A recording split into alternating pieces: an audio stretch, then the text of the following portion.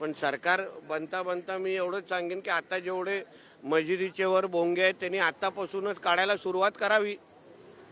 बोंग्यांचे आता 5-5दा हे नखरे आम्ही सहन करणार नाही.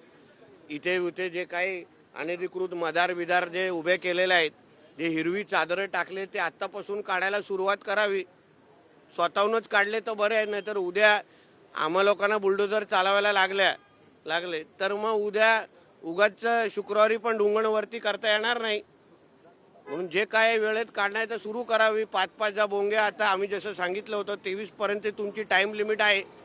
23च्या नंतर आम्ही काय 5-10 बोंगे महाराष्ट्रात वाजायला जास्त देणार नाही.